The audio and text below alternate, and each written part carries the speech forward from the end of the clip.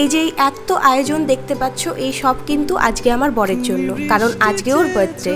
তো সকাল থেকে উঠে লেগে পড়েছি রান্নাবান্নার কাজে। দিদিয়া মামুনি সবাই অল্প অল্প হেল্প করে দিয়েছে। এক পাশে পায়েসটা হচ্ছে, আরেক পাশে বসিয়েছি চিকেনটা। ভাজাভাজিগুলো মোটামুটি হয়েই গিয়েছে। পায়েসটা আগে নামালাম, কারণ পায়েসটা ঠান্ডা না হলে তো ভালো লাগবে না। সব রান্নাগুলো মোটামুটি হয়েই গিয়েছে। এবারে চিকেনটা ফুটলো, তারপর ওনাকে বেড়ে সাজিয়ে খেতে দিয়েছি। মামুনি আশীর্বাদ করছে। ওদের বাড়িতে নিয়ম আছে দুপুরবেলা সব সাজিয়ে গুছিয়ে পায়েস 5 রকমের ভাজা সব দিয়ে দুপুরেই আশীর্বাদ পর্ব সব হয়। রাত্রে যে যার মতো করে সেলিব্রেট করে সেটা আলাদা, কিন্তু দুপুরে এই নিয়মটা করতেই হবে। তারপর মামুনি ওকে গিফট করলো এবার জন্মদিনে হেডফোন, আর আমি ওনাকে মেকানিক্যাল একটা কিবোর্ড গিফট করলাম, যেটা নিয়ে টানাটানি হচ্ছে। আমি বলছিলাম যে না আমি দেবো না, অনেক টাকা খরচ হয়ে গেছে। এই নিয়ে হাসাহাসি হলো।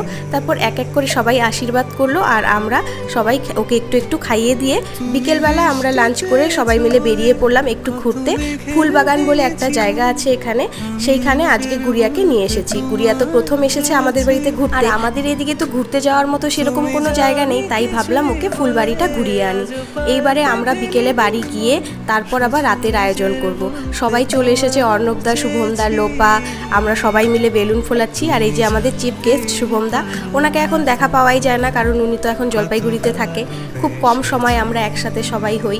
তারপর কেক কাটতে বসে গিয়েছে, আর এই দেখো কি হাসাহাসি মজা হচ্ছে। এটা ফাটানো হলো, কিন্তু যেহেতু বার্থডে বয়ের মাথায় বা গায়ে পড়েনি, তাই অর্ণবদা বাকিটা এনে ওর মাথার মধ্যে ঢেলে দিল।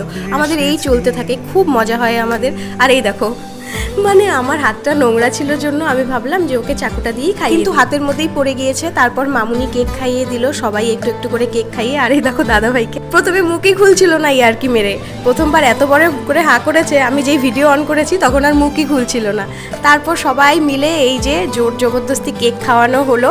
এইবারে আমাদের চলবে আড্ডা। সেই আড্ডা চলেছে রাত্রি 4টে অবধি। সবাই মিলে সবাই একটু একটু করে কেক খাইয়ে সবার ডিনার কমপ্লিট করে রাত 4টা অবধি আড্ডা মেরে আমরা তারপর ঘুমিয়েছি। ভিডিওটা ভালো লাগলে লাইক করো, টাটা।